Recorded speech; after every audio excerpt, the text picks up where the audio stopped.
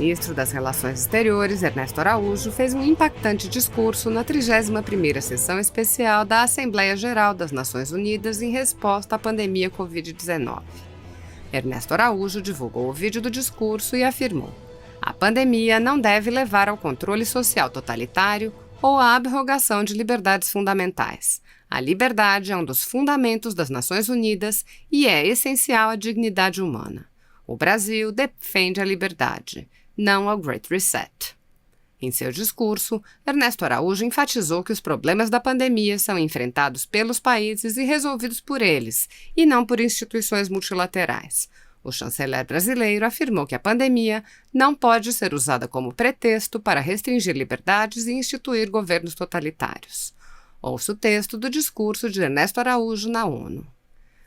Como sabemos, o Covid-19 causou um grande impacto nas sociedades e economias em todo o mundo.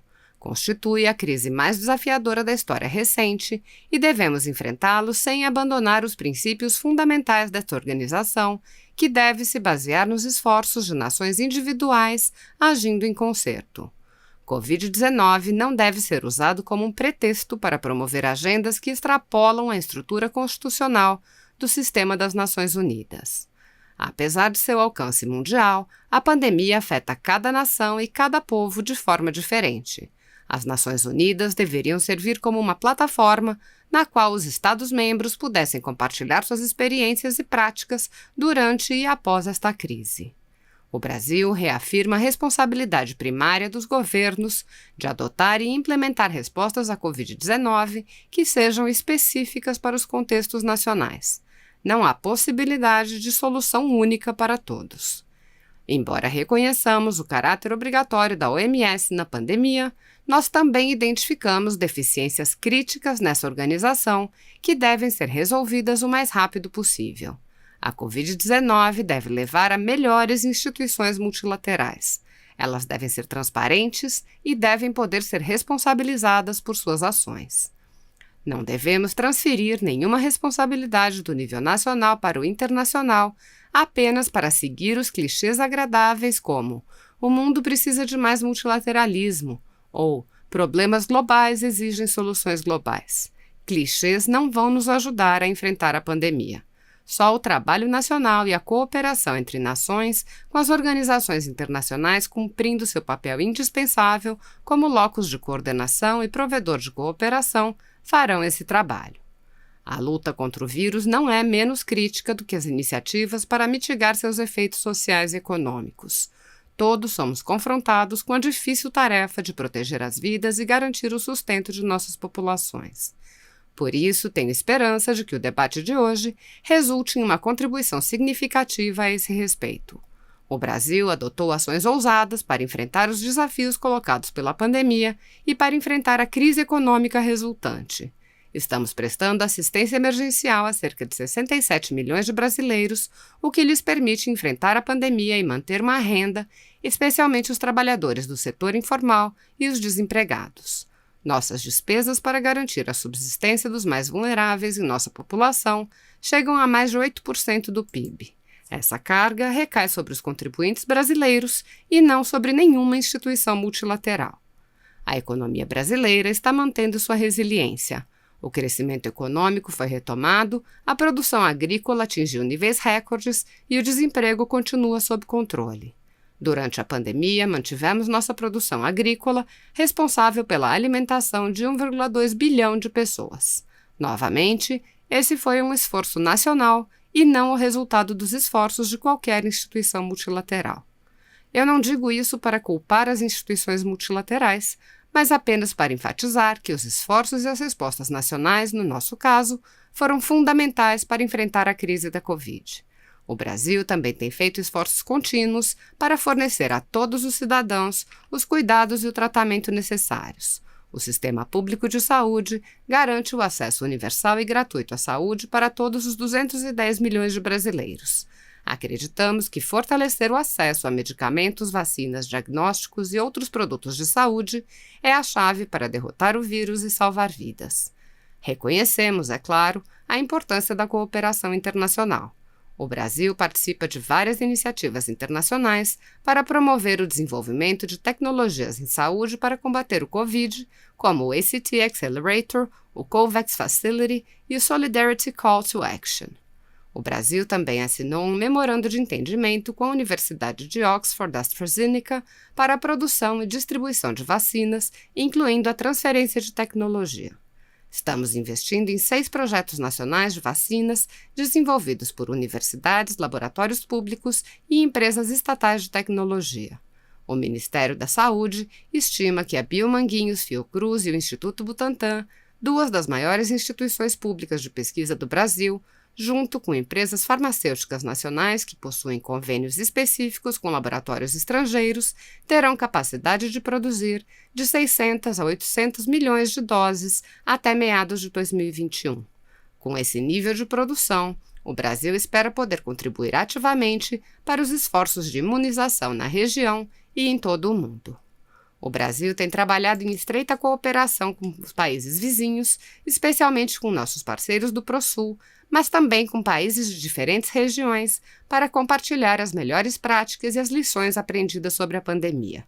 O Brasil cooperou com a OPAS no treinamento de técnicos de países de nossa região em técnicas de detecção do vírus no estágio anterior da pandemia global.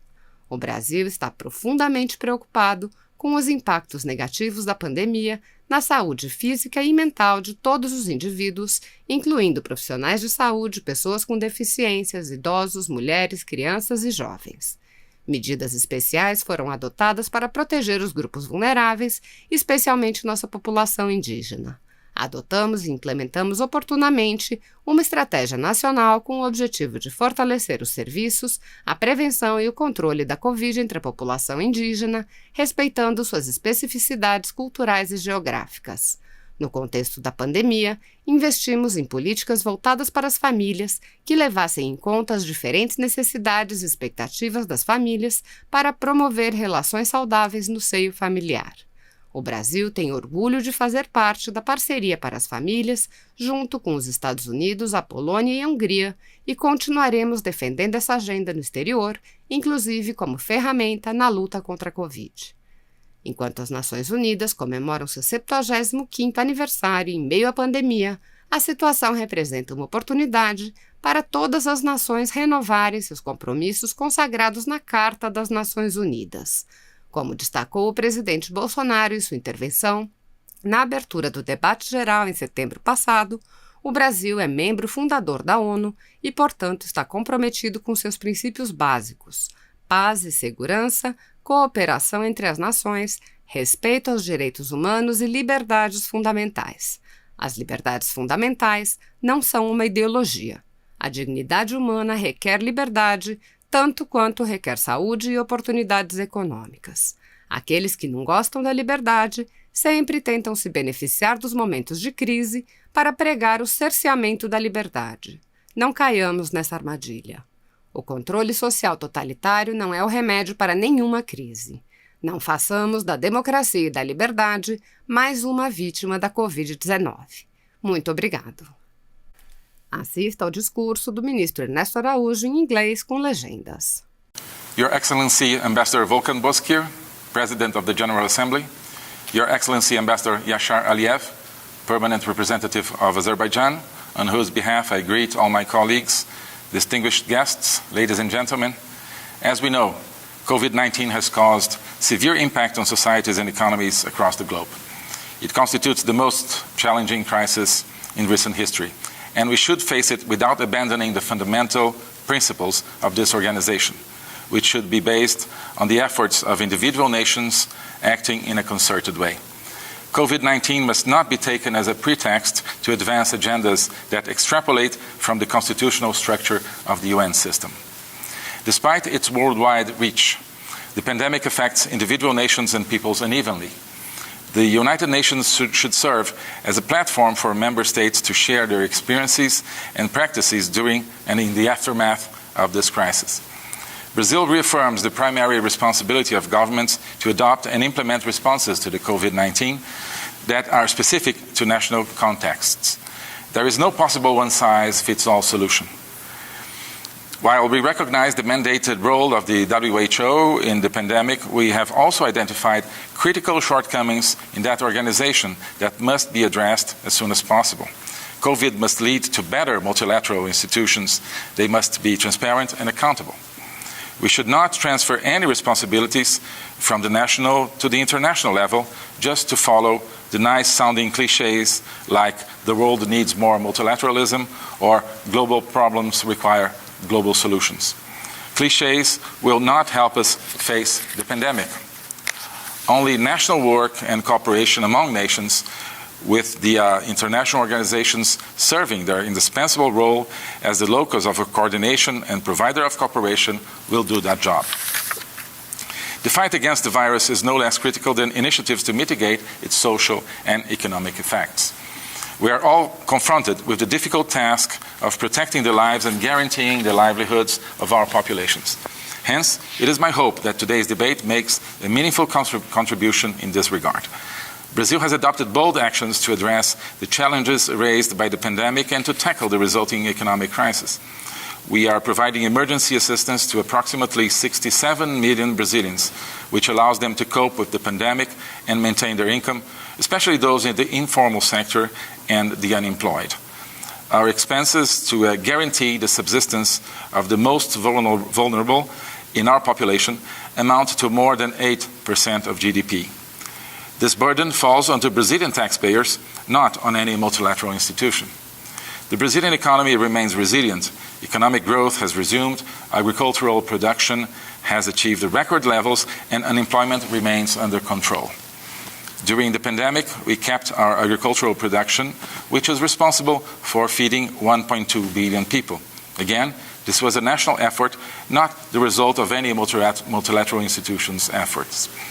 I don't say this to blame anything on multilateral institutions, just to emphasize that national efforts and national responses, in our case, were fundamental to face the COVID crisis. Brazil has also been making continuous efforts to provide every citizen with the necessary care and treatment.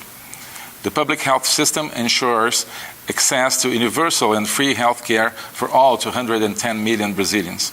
We believe that strengthening access to medicines, vaccines, diagnostics, and other health products is key for defeating the virus and saving lives. We recognize, of course, the importance of international cooperation. Brazil participates in several international initiatives to promote the development of health technologies to combat COVID-19, such as the ACT Accelerator, the COVAX Facility, and the Solidarity Call to Action. Brazil also signed a memorandum of understanding with the University of Oxford AstraZeneca for the acquisition and production of vaccines, including the transfer of technology. We are investing in 6 domestic vaccine projects developed by universities, public laboratories, and state technology companies.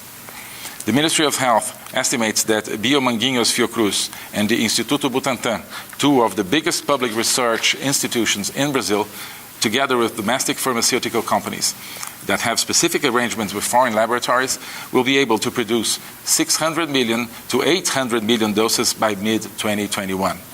With this level of production, Brazil hopes to be able to actively contribute to immunization efforts in the region and across the world.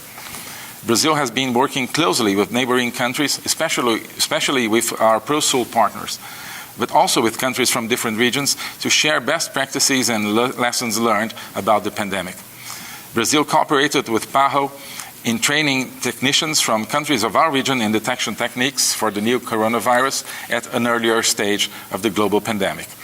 Brazil is deeply concerned by the negative impacts of the pandemic on the physical and mental health of all individuals, including health workers, persons with disabilities, older persons, women, children, and youth. Special measures were adopted to protect vulnerable groups, especially our indigenous population. We have adopted and implemented in a timely fashion a national strategy aiming at strengthening services on the prevention and control of COVID-19 among the indigenous population, respecting their cultural and geographical specificities. In the context of the pandemic, we invested in family-oriented policies which take into account the different needs and expectations of families to promote healthy relations within the family.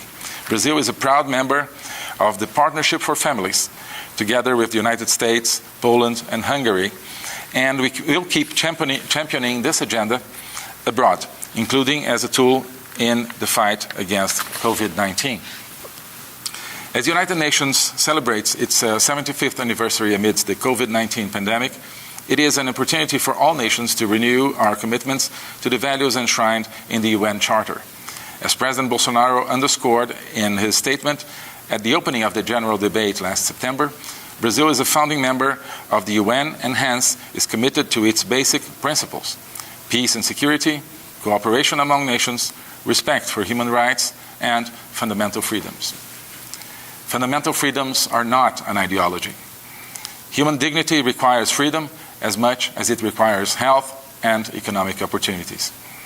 Those who dislike freedom always try to benefit from moments of crisis to preach the curtailing of freedom. Let's not fall for that trap. Totalitarian social control is not the remedy for any crisis. Let's not make democracy and freedom one more victim of COVID-19. Thank you very much.